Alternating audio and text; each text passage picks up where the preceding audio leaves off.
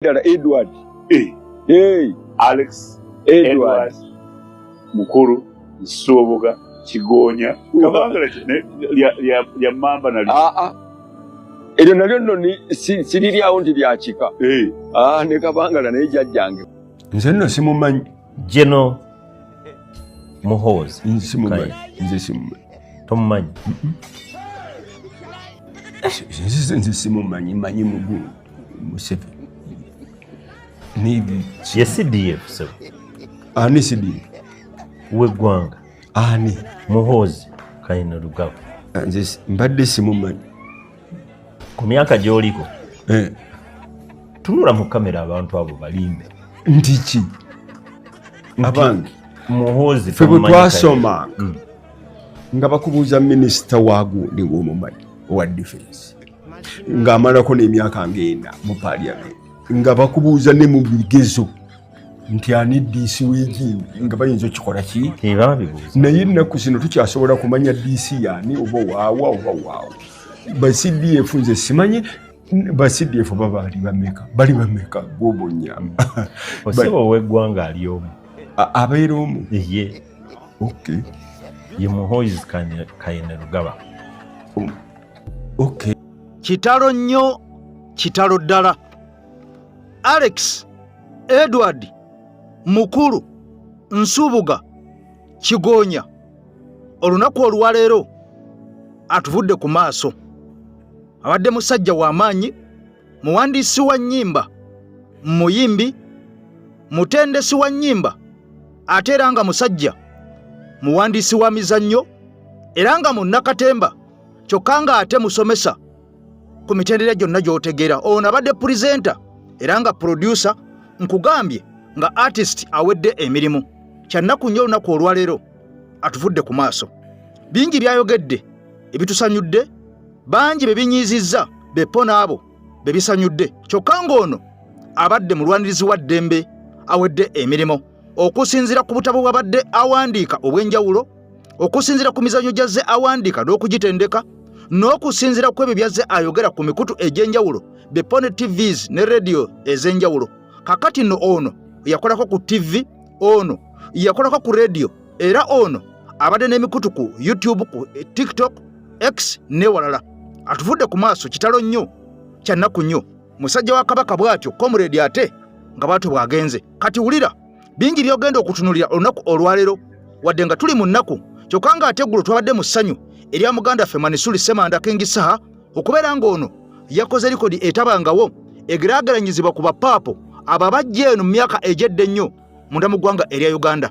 Nze AK Master Kawandula Bigambo Promax, mabega wa Muzindalo, mukutu gwa AKTV Media Uganda, nga bulijjo video jimpere ekigalo. Hajati Nakalembo mukyalo omusomi w'edduwa, oyo tetwawukana naye tutambula naye, kubanga ono yakusomera edduwa mu mbeera ekalubye n'embeera nga yasanyu n'obeera nga oterera. Kaakati n'omukondako ku nnamba gy'olaba ku screen gwe muganda Nkakeeto, beppo ne mama Switzerland, mbaagala nnyo. Kati wuliriza olunaku olwaleero bingi by'ogenda okutegeera, kyokka nga mugakulembedde agava mu nsonda enneekusifu, wabula nga amawulire gano gaddala era nga nsonda ezo ze twesigika ogenda gategera bulungi nnyo gano gamaze okubeera nga gakakasa nti General Kaguta Museveni yawambibwa dda. Wuliriza, General Kaguta Museveni yawambibwa dda, era ng'okusinziira ku mawulire gano gogenda okulabako mu butambi bwennyini ng'agoogedde gano gafuutuse mu parliament mwennyini gakakasiza nti General Muhoozi Kainerugaba yawamba dda eggwanga, era nga wenjogerera yakulembera eggwanga erya Uganda, wabula nga mwami Museveni aliwo nga kifaananyi wenjogerera olunaku olwaleero. Kaakati nno ampuliriza eby'abantu abattiddwa munda mu ggwanga erya Kenya, abatali omu abatali babiri, waliwo omu eyattiddwa ono nga Dokita Mulamba abizadde. Kimaze okubeera nga kikakasibwa nti ono abaamukubye amasasi Dokita ono omukyala omuyivu ennyo abadde ali ku mutendera ogw'ensi yonna. Ampuliriza abaamukubye amasasi kikakasiddwa nti bano baddukidde munda mu ggwanga erya Uganda, wabula nga kyannaku ate okuddukira munda mu ggwanga erya Uganda mbu bayambiddwako ate security eba oba oliawo ebitongole bikuumaddembe munda mu ggwanga erya Uganda okubatolosa okubajja munda mu ggwanga erya Kenya okwesolosa munda mu ggwanga erya Uganda. Kaakati no binogera kubeera nga obiwulira olunaku olwaleero, kyokka nga Fred Kajubirumbuye nkugambye nti ono amawulire agakutte. Waliwo obutitimbe n'obutitimbe bw'ensimbi bwe twayogerako, ono ng'agamba bwamuteekebako gavumenti y'eggwanga erya Uganda akwatibwe sinakindi gy'ali asalweko omutwe, era mbu bateekawo $, mpitirivu mu ssente za Uganda nga ziri mu buwumbi. Kaakati no byakutegeera lunaku lwaleero byakubeera nga tubimanya byonna. Nkugambye nti ennaku emiranga okwazirana eri Obuganda nga musajja wa Kabaka Alex Mukulu Nsubuga Edward ampuliriza ono nga Kabangala amaze okubeera nga onaku olwaleero ava mu bulamu obw'ensi eno. Byonna ogenda kubeera nga obimanya bulungi nnyo n'okubeera nga obitegeera. Njagala nsooke nkuzeeyo katono nnyo ku ebyo ebimu ebyateeka omusajja ono okumufuula ow'enjawulo mu abo abasajja abakulu aboogera ebigambo obaolyawo bye tugamba nti tebigatta. Kiki ekituleetera okubonaabona mu Uganda? Tubonaabona ki? Butaba na driver amanyi gye tulaga.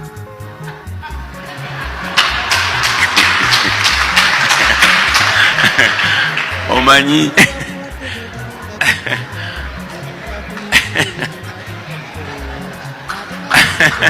ebirowoozo byonna bye muwulira byabo ababyogera si bya media house. omanyi kintu kizibu nnyo okubanga olina driver mu motoka yo naye nga tamanyi gy'olaga. Owulidde? Ate ekirala ekisinga obubi nga ye gwe baatumye akutwaleyo. Nga baamutumye akutwaleyo. Abaamutumye nga baamutumidde ddala. Aha. Naye nga gyakutwala tamanyiyo. Ate gwe nga agenda gwomanyi gy'olaga. Ate gwomanyiyo kyensonga lwaki akunonye.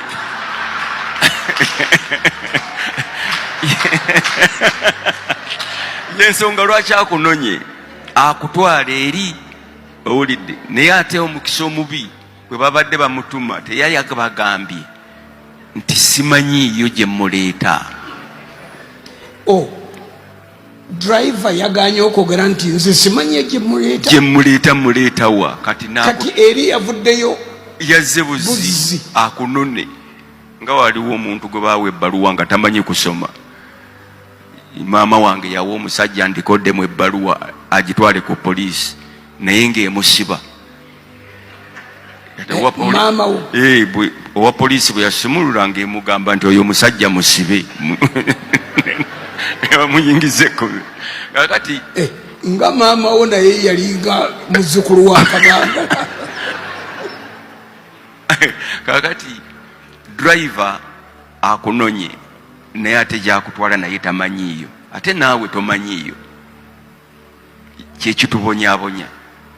Nze ntera twongera okusaasira Obuganda bwonna, ne twongera okusaasira industry eya ati yonna, ne twongera okusaasira obaolyawo n'Obwakabaka bwaffe obwa Buganda beponaffe komuledi waffe okubeera nga olunaku olwaleero ampuliriza ono amaze okubeera nga atuva ku maaso nga bwe nkutegezeza mu ntandikwa. Kaakati nno bingi ebigenda mu maaso kyokka nga olunaku olwaleero njagala ntandikira butereevu nnyo munda mu kibiina ekya National Unity Platform ng'amawulire agavaayo ampuliriza gano malungi si malungi okusinziira ku mawulire ge tufuna olunaku olwaleero, ate nga gano tetugafunye lwaleero lwokka wabula nga gano gazze gayitingana eri abo bakomuledies ab'enjawulo abadde bagenda mu maaso n'okubeera nga bavundira mu makomera. Kyokka nga kya mukisa mulungi abamu ku abo baasobola okubeera nga bafuluma oba nga baayimbulwa wabula nga enfuluma yaabwe ennyimbula yaabwe yali yakubeera nga obaolyawo buli muntu yeewuunya n'anyenya omutwe nga embuzi etenda enkuba, nga bano baamala kusayininga kiwandiiko ekiraga nti baasonyiibwa busonyiibwa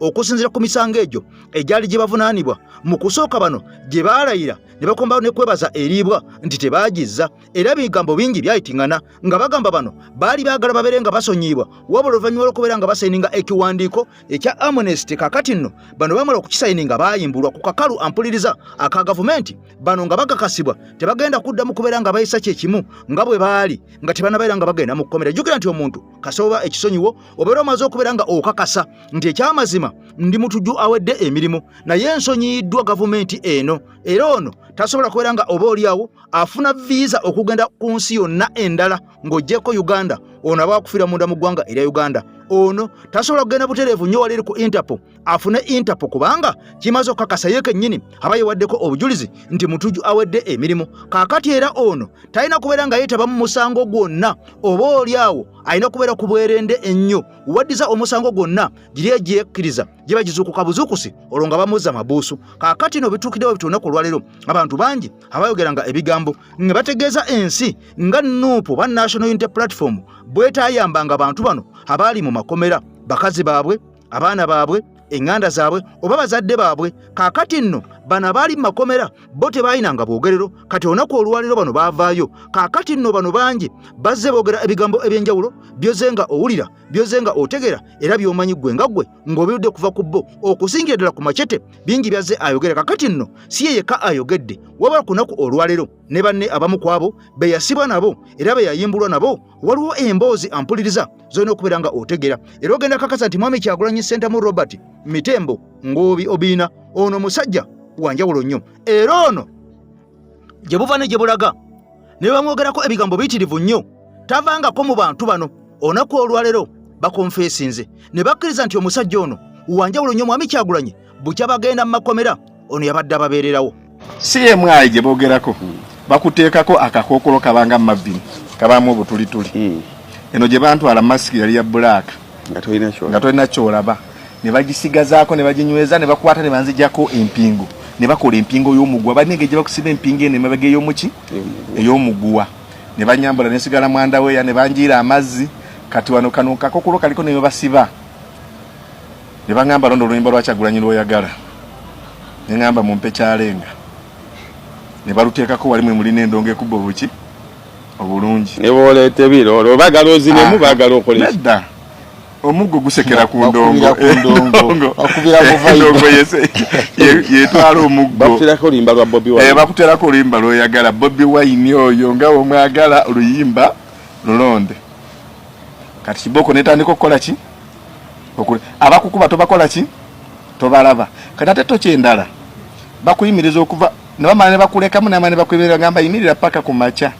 Kati buli lw'ogwanga bajja bakuba ng'osituka, buli lw'ogwanga bajja bakuba ng'okola ki wasuze embooka evuga emisana bagambye siba ng'oyimiridde. Nasuze embooka evuga emisana nawo embooka ekola ki evuga ekawa olugwa. Kati ate tomanya munda mwoli nti muli mwani olwokuba tokola ki ogende mmanju omulundi gutya bajja ne bakugamba ne bakoonako ne bakwasa ku muggo.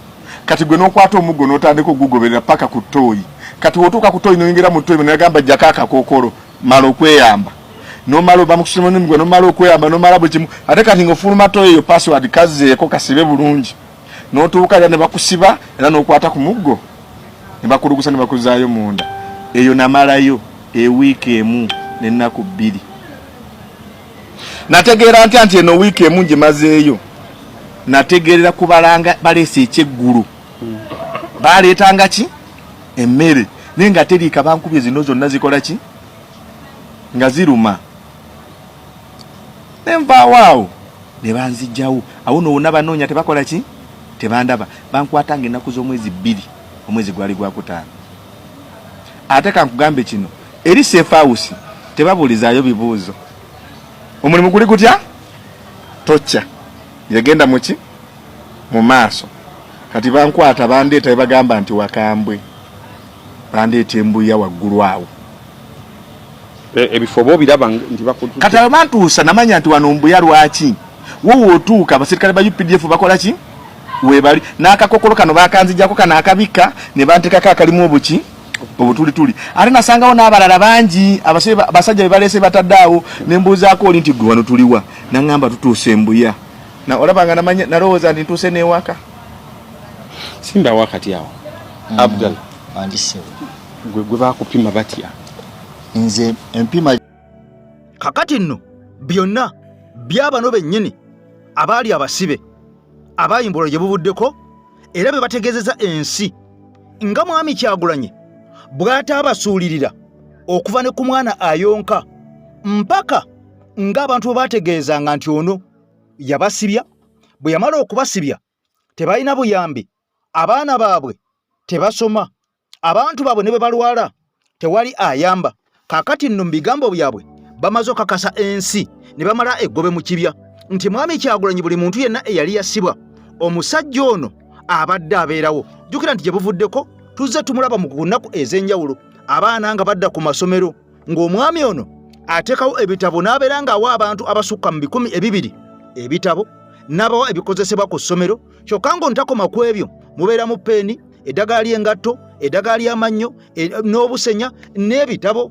Nkugambye buli kalonda yenna geometry set n'ebirala. Kyokka ng'ontakoma okwo abaweerako n'emmere bazadde baabwe. Ne tulaba enkota z'amatooke ku nnaku enkulu, ne tulaba emiceere, ne tulaba obuwunga, ne tulaba ennyama. Nga mwami Kyagulanyi afaayo okulaga n'abali mu kkomera nti ekyamazima tuli ffenna ffenna, era ono tabeerangako serefiisi ng'abantu bazze nga boogera nti omwami ono ali serefiisi. Kaakati nno ababadde mu makomera bawadde obujulizi, era nga bw'owulidde nga bw'otegedde ebigambo bibadde bingi ebizze nga byogerwa, era nga bano bagamba nti mwami Kyagulanyi yasalawo bano abasibye kubanga abadde asolooza obutitimbe n'obutitimbe bw'essente e Bulaaya mbunga abaliirako. Kaakati ono ng'ajja akaaba enkya n'eggulu era ng'akuba omulanga nti mute abantu bano bwe mbanga mbadde mbafunamu kale bizinesi yange keegwe nsigale nga ndi mwavu lukyolo ngoko geniyera mutunzi nakunkunya dda 10 kibula. Kaakati nno oluvannyuma lw'okubeera nga nze mbafunamu kyokka nga gavumenti emaze emyaka 6 bano nga yabalemera. Kaakati nno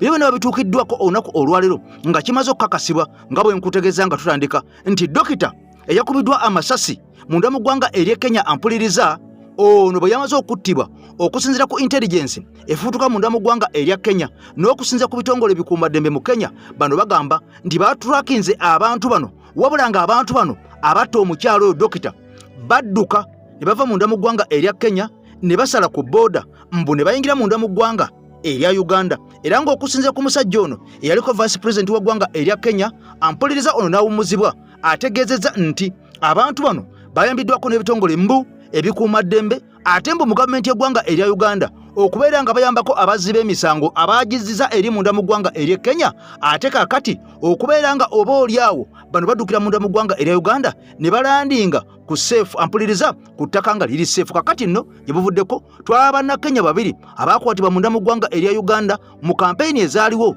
nga tutwala mwami Kyagulanyi 2026 mu kalulu. Kaakati bano okwali Babu Njagi ne munne Nicholas oyo, wabula nga bano baamala emyezi n'emyezi nga tebalabwako, wabula nga abantu balumiriza nti bano baakwatibwa ebitongole ebikuumaddembe ne batwalibwa mu bifo ebitaategerekeka, wabula nga gavumenti yakandanga kwegaana emisana n'ekironga bano ebeegaana, wabula nga abantu abaliwo nga balumiriza nti ekyamazima mwe mwabakwata. Gye buvuddeko bano baayimbula era mwami Museveni yategeeza twali twabakuumira mu seefu yaffe era eyo gye twabajje okubata kubanga mbu baali bakola effujjo. Kati njagala owulize nga tuvudde wa Hajati Nakalembe butya gavumenti bwe yawambibwa ya mwami Museveni. Bikuzanjire kati nga sinakola kintu kirala kyonna bigenda kukola omusingi munene kubengenda okugamba ebigambo bino bye bino. I've just been told that the 2 police officers who were mentioned in the death of Dr. Victoria Mutiso, they were arrested and released on orders of Kipchumba Murkomen. They were never taken to any police station. I've just now, on my way here, been informed that the DCI has facilitated their relocation to our neighboring country, Uganda. Has facilitated their relocation to our neighboring country, Uganda. Ebigambo ebyo nga bw'obiwulidde biva mu musajja omu ku bannabyabufuzi abakuukutivu mu kitundu ekyaffe eky'obuvanjuba bwa Africa ekiyite East Africa. Omusajja oyo ye yabadde vice president w'eggwanga lya Kenya okuva omwaka gwa 2022 mpaka lwe baamimpiikinga mu mwaka gwa 2024. Erinnya li bamuyita Rigathi Gachagua, ng'era ye munnabyabufuzi kati omukulembeze w'ekibiina ekiyitibwa Citizens Party oba kiyite Democracy for the Citizens Party DCP. Olunaku lw'eggulo yabadde akola address ng'obwo obugambo bwenkugiddeko butono. Address yatutte essaawa nga nnamba n'eddakiika 2 mwe yayogeredde mu ntandikwa ng'ayogera ku ggwanga lya Uganda. Atamanyi luzungu omusajja oyo Rigathi Gachagua eyali vice president wa president William Ruto ow'e Kenya agamba nti abasajja 2 abeetabye mu kutta omukazi abadde omukuukutivu mu ggwanga lya Kenya, omukazi alina PhD ng'ali ku ddaala lya bwa doctor mu kye bayita mental health. Abapoliisi abakuukutivu ng'era bakulira police station namba bamukubye amasasi ne bamutta nti kaakati olukwaba lubaddemu ate be bali mu kitongole ekikulira okunoonyereza basebo ne bayayo kiyite Department of Criminal Investigation bw'oba okigeraageranya ku ggwanga lya Uganda ye CID e Kenya nti kati bano bwe baamaze okumutta ne baddukira mu kiddukiro ky'aboonoonyi Uganda era omusajja ono lwe yakoze adress olunaku lw'eggulo kyogerwa nti abanene mu gavumenti ye Kenya bakutte abasajja bano ababadde emabega okuba omuntu Salamu alaikum Hajati Nakalembe omusomi w'edduwa bw'oba wenyiye embeera embi yankusomere ku dduwa abali ebweru mirimu gigaanye papula zeesibye kino kyekyoto kwensabira omukisa kobe ng'odiriddawa wali okusabira n'ofuna emikisa ky'oba olabanga abirira ebinyonyi ebitalina kyakulya naawe atalina mulimu jankusomere ku dduwa ofuna omukisa eno ennyanja kwesira buli kimu ekisira ne kiba kikujjudde nekikasuka mu nnyanja nekikunta nekigenda nze Hajati Nakalembe kambawo ennamba yange yeeno 0752375 temuddeeyo nemwebakira ebizibu mukole ku nnamba yange eno. Gavumenti yaffe eya NRM yavaako dda tuyinza okuba tukulemerwa ekisinde ekya PLU. Ekisinde ekya PLU kikoppa nnyo ebiri e Rwanda era bw'otunuulira abakulembeze baakyo balaga nnyo nti Rwanda byekola bye bituufu. Ono ajja kunnyonnyola amateeka ntwatwa e Rwanda bwe bakukwata olina omusango paka lwebwewozaako nti togulina. Amateeka gaabwe go bagagamba. Olukuyimiriza mu bantu batonoga zambaali wabba ssente ogulina. Kati buvunaanyizibwa bwo okwerwanako. Werwaneko nti sigulina. Singa bwe kiri wano. Ate ffe wano eyaffe tugamba tolina musango. Okutuuka gavumenti ereese obujulizi obukakasa. Tolina omusango. Ssemateeka waffe yawambibwa dda si gwe tukolerako. Kyofulaba omusajja ayimirira mu bantu najalaga sekadde bakuwa sente za PDM wafuna milioni 6 oba okyawoza nafuna 2 tebapaka mumukwate mumukwate kati sekadde wona abo lero genda okunnyonnyola nti bane nafunaana nga bakusibidde obwereere bwe nkizuula kansi ntwatwera ajja tuyamba singa nkizuula nga bansibyeyo wiiki nti nsiina musango who is going to compensate me kati ogenda gavumenti egenda kufiirwa ssente mpitirivu mu kukyamuukirira kuno kubanga bangi bagenda kumala bawaabe omusango gubasinge esooka wamuttira erinnya mu bantu oyogedde bulungi ebintu wabikola bubi naye olwokwenta abantu balina ennaku nnyingi bifaanagana n'abasajja ku mulembe gwa Hitler bwe baakolanga abanyumirwanga ennyo okutulugunya olugero lwe bagamba nga oli ajja n'amaanyi enkoko n'agijjako ebyoya byonna n'agiswaza bwamala ate n'agiwa kasooli okulya kati nga tekyalina kyakukola nejjanga ebojja kasooli naye nga agiwa kasooli okulya yagimanyiza n'agiswaza byebyo walaba nga bagenda e Masaka eno benyiri ababba ssente z'emmwanyi ne bagaana okusasula bwe bamala ate okubaswaliza mu lujjudde balamu yennyini yeyadduka ogenda mu State House aleete ssente yejjeko ekiswazo timutusaasire ssente tezajja kakati gwobanja meka 13 zizo bazigabira na mu kamera eyo si yenkola entuufu eggwanga si bwe lina okutambula mulimu okukyamuukirira naye nze ndowooza kwagala koppa bintu nga temutegedde abakulu bano bagenda ne balaba nti His Excellency Robert Kyagulanyi Ssentamu abalyako show mu nkola ey'okulabisa kaka nabo baga nti tulabisizza tutya gavumenti si bwetu bwekola waliwo enteekateeka ennungamu bye tuyinza okumwebazaamu kubanga buli kibi kibako akalungi akatana nze kyenyinza okumwebazaako kimu nti yakoppa enkola y'okulabisa naye egenda muzaalira akabasa ekyokubiri nti bw'oteekawo okusasamaza okwo kuliko be kutiisa ne beekangamu kati era bagamba baramwajja wayi mwetereze ajja era olabanga fakita bagisaalisamu biki baramwajja kogana ekiteekawo okutya mu bali b'enguzi naye tekiyamba kubanga bw'omala okukola ebyo ebyandibadde ebikulu bye twandibadde tufunamu ssekkadde nga baramu lwajja agamba ku ssente wano ezabbibwa obukadde 8 tuzizaako 6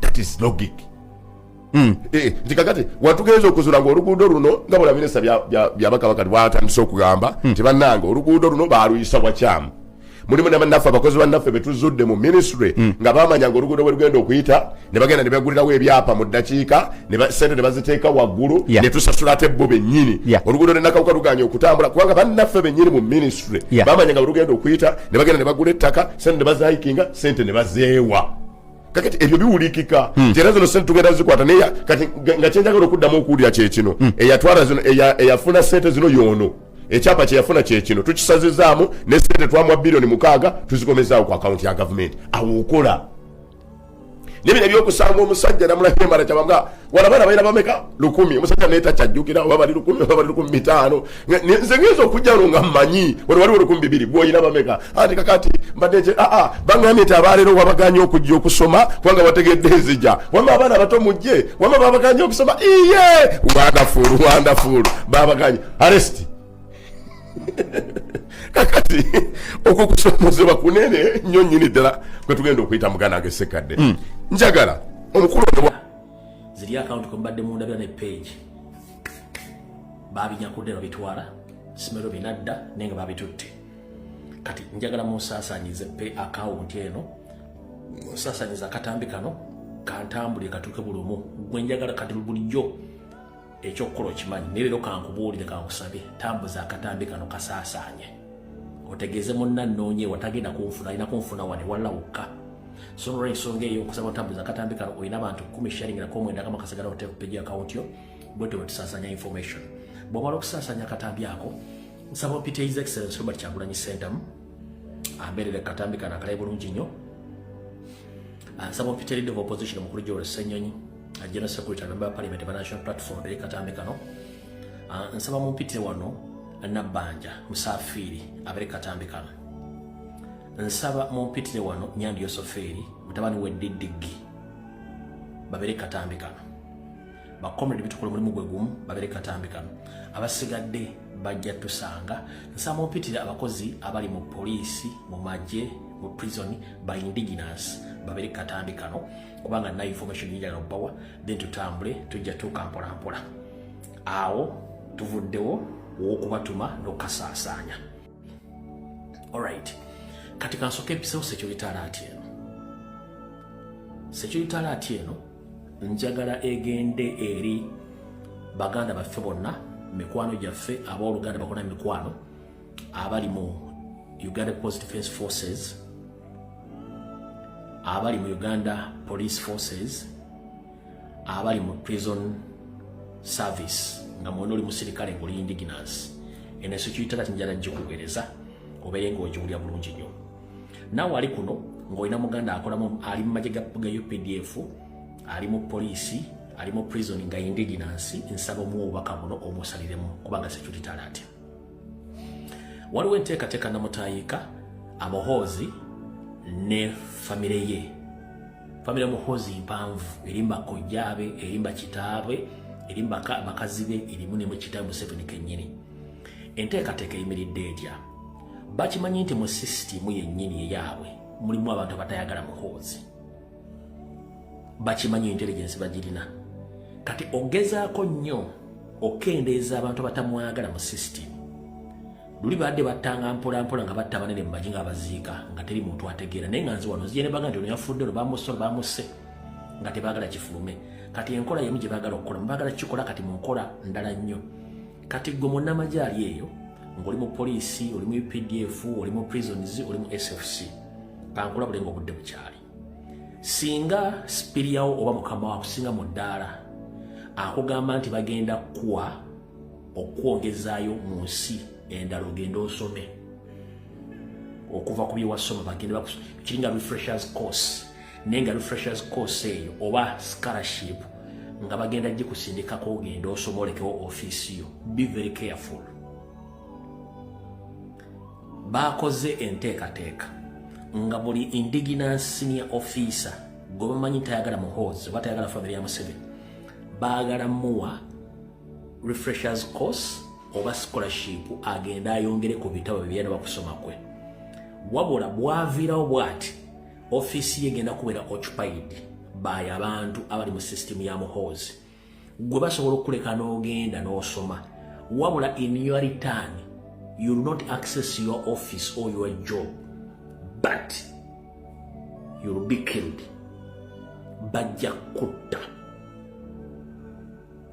either bayinza okukuttira gye wagenda oba mu kkubo ng'ogenda oba ng'omaliriza ng'okomawo yenteekateeka gye balina ey'okubatta mwenna ba indigenous abali mu poliisi mu magye mu SFC n'ebitongole ebirala omanyi bwetyo bwe mbagamba ne mujja ne mwemagaza ne mwebuzaabuza ng'abafuka bannaabwe bimala okutuuka wa ate ne muga nti musajja banne musajja ayogera kati nkubuulidde mwegendereze nnyo ba indigenous abali mu poliisi mu magye mu prison ne mu SFC kasita olya nga bakuwadde kali freshers course oba bakuwadde scholarship ogenda osome manya nti wooviirawo mu ofiisi yo bagenda jjuwa omunyarwanda bamala jjuwa omunyarwanda gwe either mu processing ogenda oba gy'onooba ogenza okusoma oba ku mukudda togenda dutonda bagenda beeliminatinga omu ku omu kati kikakata ku ggwe awulidde ogamba muganda wo mukwanoko naawe aliko bw'onooba towulidde ebyange mbyogera kati ng'omuseza Gulesiyani yabadde security alert yaleero era ngifundikidde njala tandika video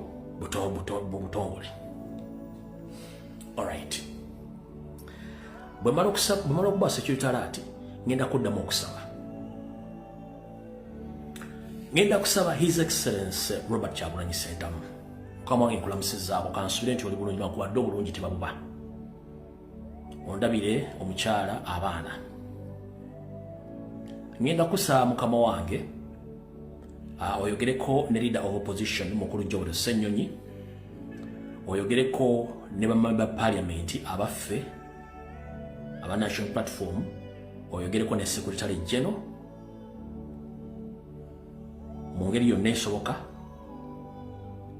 basobola okuba nti bateekawo demand mu parliament eyokuba nti at least baboycottinga entula za parliament nga bataddeyo demand yaabwe nti abantu bonna abaawambibwa okuli obukulembeze waffe wa vice president mukulu Honorable Mwanga Kivumbi muganda waffe King Zali n'abalala n'abantu bonna bannabyabufuzi abaawambibwa bataleeteranga mu kooti abantu bano baleetebwe mu kooti babozesebwe bwe gibasinga nga weegiri babasibe lani okubanga bali mu torture chambers nga tetumanyikiddwako mayitire.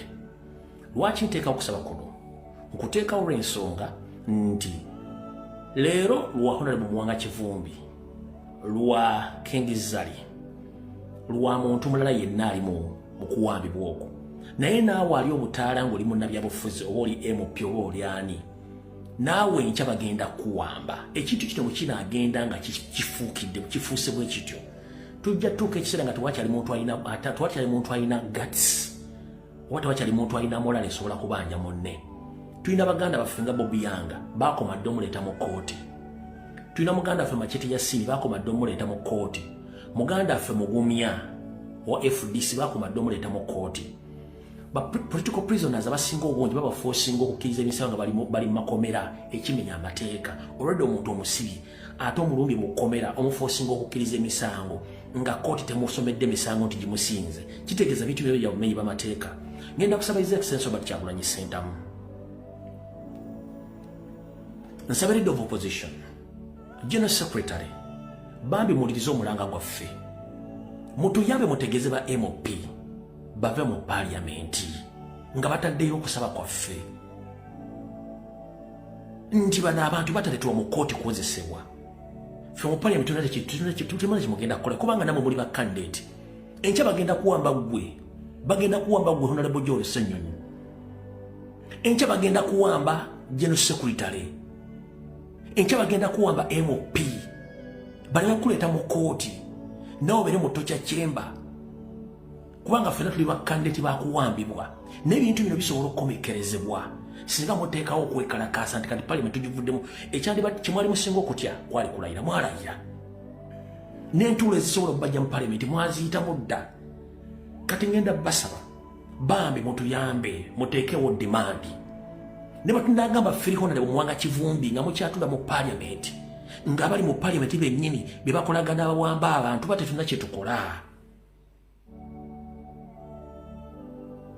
Tulina platform nyingi ko tusobola okuyimirira okudimandinga aba comrade abasobola bave mu kkomera n'abalala batanajja makooti bave gye bali. Ngenda bawa story ya Honorable Mwanga Kivumbi kuba gye nali nzirako oluli ne banzijja ku mukutu. Ngenda bawa story gye nali ngero bawa ne banzijja ku mukutu. So ngenda kusaba Mr. President Robert Kyagulanyi Ssentamu leader of opposition mukulu Joel Ssenyonyi General Secretary mutegeeze ba MOP batekeyo demand mu parliament nti twetaaga abantu baffe nga bavudde mu mikono gy'abasibira mu bbwa gye batalina kubeera mu mateeka. Mufulume parliament peacefully, muteekewo demonstration. Bwe mutateekawo demonstration, ekinawo oli candidate. Amoluse candidate, n'omuntu omulala yenna candidate mu nsonga eyo. Lwaki tuleka obumenyi bw'amateeka ne bugenda maaso nga tulina time osobola okuyimiriza obumenyi bw'amateeka? Okulayira mwakumala nawe mufuna omusaala, which is okay, tetulina buzibu. Let us focus on our comrades. Mwana Mwanga Kivumbi ali Kasenyi mu military barracks ya SFC. Eryamutuuka ku ngenda bibagamba. Olya Mugumya tajjangako mu kooti baamuwamba, teri musango musunu wadde bagwamusinga. Kingi Zali baamuto teri amanyina waali. Erias Lukwago yakwatibwa n'obujulizi tebabulina, abasaba kufuluma kukomera jjanjo baganye. Olya bulungi nnyo. Bobi Yanga taji ebyokumuleta mu kooti babivaako. Machete ya Sini n'abalabo n'abali makomera nga tebatali mmetu kubera mukomera. Bakomedi banyigirizo bateeka okuba nga babakola mu bukozi bw'obumenyi bw'amateeka. Nojja mukomera n'osindikiriza omwana ajja kkiriza emisango nga kooti tegimusomedde nti gimusinze nga tegiriko na bujulizi. Omwana omunyigiriza nakkiriza nti sina kyakola kanzikirize. Ekyo bino ebintu birina okumulina tayimu emala. Mwalayira twakkiriza kyaggwa ne mukkirize bambi muteekewo demonstration enkyaggwe. MP atasobola kuinitiatinga kintu kino enkyaggwe gwe bagenda okuwamba. Enkyagwe IGG gwagenda okuluba mu constituency yo akuteekeko omusango. Kubanga amanyi kijja na kibagamba. Mukulu Joel Ssenyonyi enkyagwe IGG agenda kwesimba mu PLU. Tetulina bwe tugenda kujja n'okudifendinga bintu bino ng'ate mweke mbale mulina time osobola okukola ekintu kino. Muyinza okunca olwobanga bintu bigambo naye nze si nze babuulira amazima gali nzize ne bw'onkya nga gamba ekituufu oba onkyayira bwereere. Ekyo kyo kibagambye nti mulina obudde okendeeza emikolo ya Museveni eby'obutujju nga mbiteeka mu mateeka. Temwetaaga kuba nduulu just kuteekayo dimandi zammwe nti tugenda fuluma parliament singa abantu baffe tebaleetebwa mu makooti. Bwe mba mu kiganiro kikola no problem, naye nze bw'okubadde okusaba kwange mu butongole era nkutaddewo. Era nnyongera okujjukiza bannamateeka, abalwanyizi b'eddembe, abeekalakasi mu nsi yonna, twetaaga okumanya Honorable Mwanga Kivumbi yazza musango ki. Twetaaga kumanya Honorable Mwanga Kivumbi ali ludda wa. Lwaki bamukuumira gye bamukuumira nga tewali musango muvunaanwa. Ompulya bulungi nnyo. Ne katwale tuli awo, gavumenti esindise ono, he or she, azze ku radio atandise okwogera nti Mwanga Kivumbi emisango egimuvunaanwa mingi nnyo era n'obujulizi ye nga Nalweyisa abulinako omutwe n'amagulu era ye Nalweyisa ng'omuntu abulinako owaliwo n'obuwandiike. Uno ono mpozi nga saamuseevinze. Ngenza okuba saamuseevinze ndowooza naye tujja kyogerako gibujjako. So okwo kubadde okusaba kwange era nkolesaawo. Kati katutandikira ddala ku Honorable Mwanga Kivumbi embeera gy'alimu, then tulyoke tugattire wali we nakoma ku lunaku olwokutaano. Alright. Ensonga lwaki Honorable Mwanga Kivumbi tebanamwe presentinga mu kooti oba muleeta nabannyonnyola nti bagezaako nnyo omupressurizinga omuwandiyo ave mu kibiina akiryemu olukwe akolere Museveni kyakyagaanye kuba ne Museveni kennyini yamutuukako ekasenyi yajja neyereeta n'amutuukako n'amufeesinga. Olya bulungi nnyo akyagaanye era ngenda bwa information kati akyagaanidde ddala. Naye kino mu kino mu kugaana kwe tuzze tubannyonnyola nti bwe baamuwamba omuteeka mu drone poliisi wemweganna nti yo yamukwasa abantu betamanyi. Honorable Mwanga Kivumbi yakubwa buli joint gy'omanyi. Yakubwa buli joint gy'omanyi. Museveni alina abantu be yatendeka nga balina specialization mu kuba points ze bakuba ku mbiri gw'omuntu ne bakuweakeninga oba ne badamaginga body organs. Kati Honorable Mwanga Kivumbi baamukuba bubi nnyo omubiri gwe nga tebasobola mupresentinga mu kooti ng'alina obuvuno oba ng'awonyera. Bakyagezaako nnyo mukanika mu ngeri esoboka pressure bwe ne beeyitire bamupresentinge mu kooti. So bakyamuteeka ku ddagala naye nga baamukuba bubi nnyo ng'ali mu doomi eyo gye bamutwalira. Kati ki ekiri essaawa zino? Ekiriyo kye kino. Nga mbanyodde nti bamukuba bubi jali military barracks e Kasenyi bamuforcinga akkirize naye akyagaanya. Kati tulabye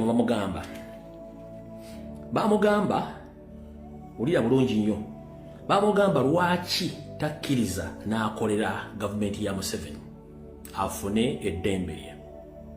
Mwanga Kivumira nga tasobola kukolera mu regimu ekoze fujjo ku bannayuganda, bina bigamba Museveni direct ne ba agenti be abamutuukako abakoze fujjo ku bannayuganda era abatta abantu nga si yassa abantu abo.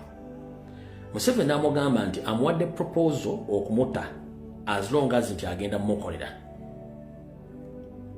Mwanga Kivumira amugamba oyagala kukolera ente, n'amugamba nti nsobola okukuta wano n'oddayo n'osigala ng'oli mu kibiina kya NOP nze onkolera emirimu gyange gye nnaba nkutumye naye ng'oli under NOP.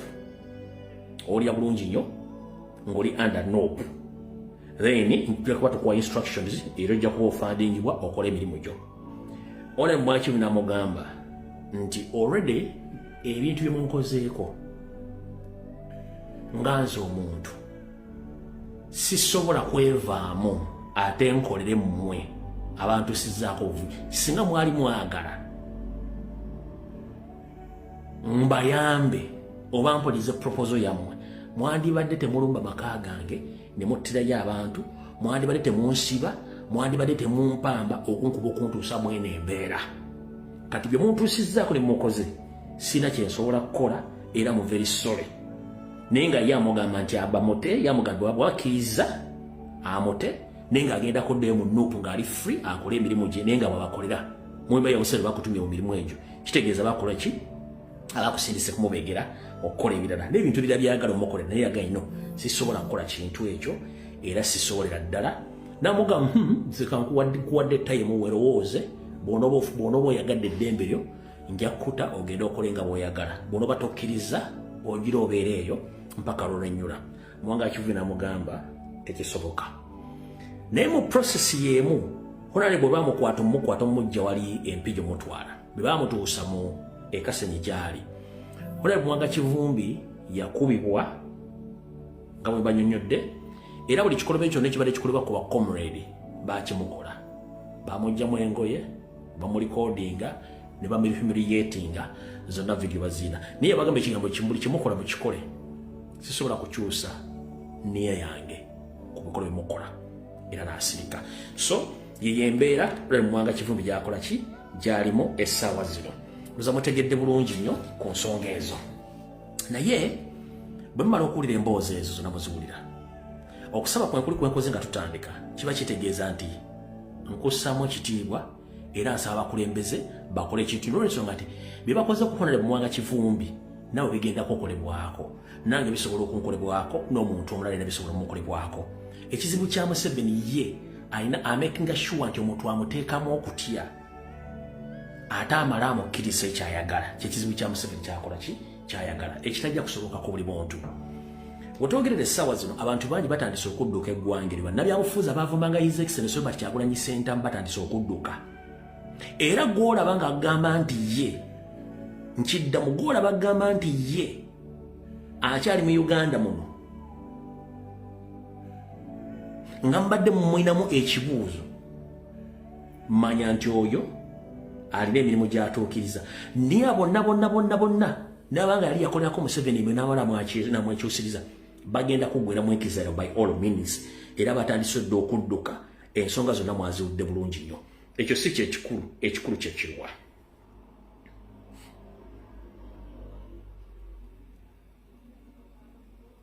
Ekikulu kyekino wano.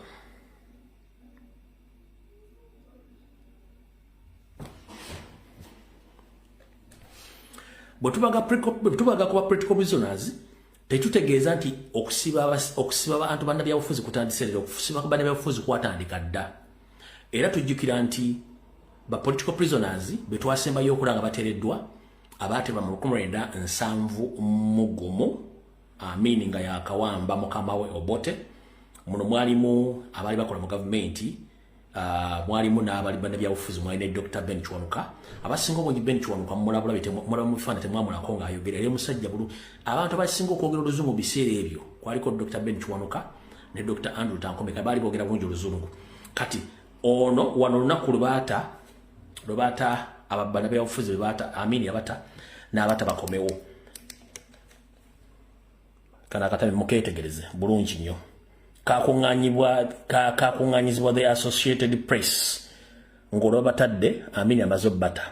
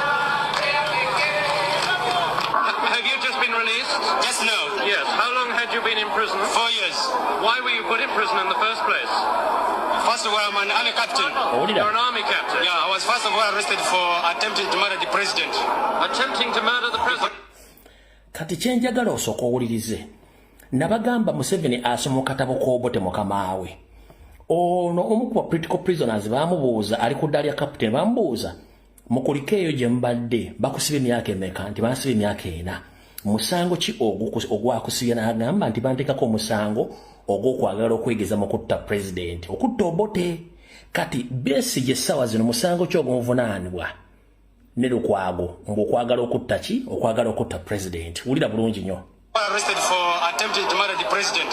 Attempting to murder the president. I was tried in a court of law, acquitted and rearrested. You are the former for attempting to murder the president. Attempting to murder the president. I was tried in a court of law, acquitted and rearrested. You are the former prime minister. He was acquitted by the court. Then he was rearrested immediately. Ndozo okola obukodi we bumu. Koti ekuta naye ne baddamu ne bakukwata ona ne bonga kivumbi koti ya muta Museveni addamu n'amukwata kitegeeza nti system yennyini Obote gye yakozesanga Museveni yennyini ye system gy'akozesa koti ekuta yina addamu n'akukwata bino ebintu Museveni byakola si bipya asoma mu kitabo ky'Obote kyennyini kwagatta ebintu bye kano kakuddizo kajja kunyumira okawulira bulungi nnyo kati bino byonna bimuli amusimanyi babeegeza mu kutta Museveni byonna emisango mifuutiike wulira Had you been in prison 4 years? Why were you put in prison in the first place? First of all, I'm an army captain. You're an army captain? Yeah, I was first of all arrested for attempting to murder the president. Attempting to murder the president? I was tried in a court of law, acquitted and rearrested. What did they? You are the former prime minister. Yes. Why were you put in prison in the first place, sir? When? Why were you put in prison in the first place? Well, I don't know. They said that I was subversive. I organized the party to kill the ex-president. All these things which were false. That's why I was taken in. Were you put on trial in court? No. No trial. Every one of us, no. There was no trial. No trial at all. You were prime minister at the time, were you? No. I was before then. Yes. How did you feel, sir, when you heard about the coup and? Well, you can guess what it was. You're obviously very happy. Yes, I'm very happy. I think the whole country is very happy. Oye mugenzi Ben Kiwanuka basinga obungi mbale tumumanyi bwafaanana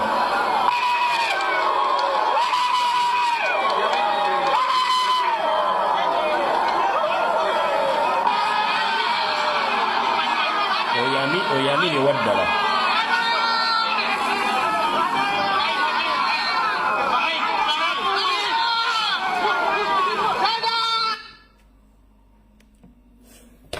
alright kati otegedde ebintu byonna Museveni byakola katabo k'Obote kaalimu kooti ekuta n'addamu n'akuwamba n'akubuzaawo kati kooti beetadde nga ye ayagala bajjawo era yamala n'abajjawo Nyongera bagamba nti omuntu yekka amanyi entaana ya Ben Kiwanuka waali ye Museveni.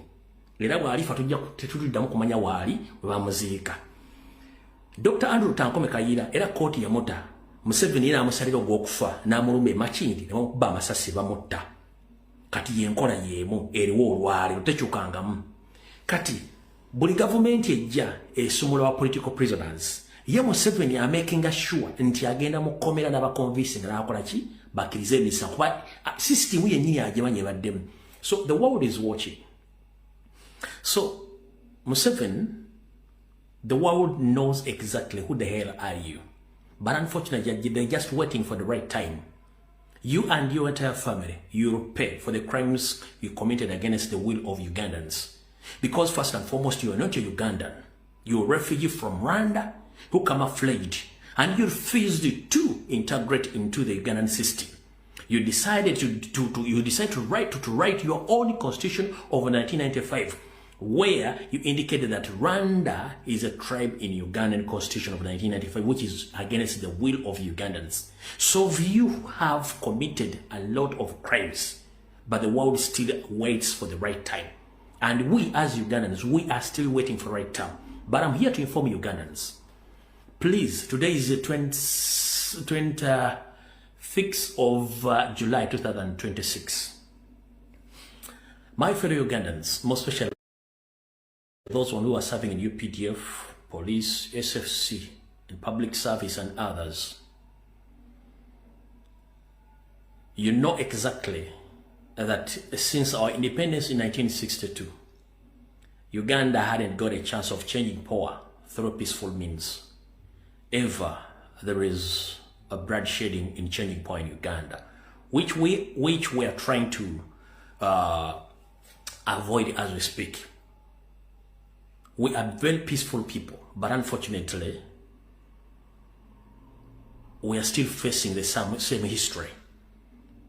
As we speak right now, Museveni had ruled Uganda for 40 years. He's now aged. He's planning to install his son to replace him. And all the world knows who exactly Muhoozi and his capability of killing, kidnapping of innocent Ugandans. So my fellow Ugandans, most especially those who are serving in UPDF and other security agencies, please, please, please, please, I beg you to save your families, to save yourselves, and to save that country. Please make sure you upload Muhoozi before it's too late. You hear the stories of North Korea. You hear the stories of Russia. You hear the stories in Rwanda. If you don't do exactly what I'm requesting today, you'll regret yourself. You will regret if you let that mad boy take over power from his father. You regret. You will regret, and Ugandans, you regret. So whoever have a chance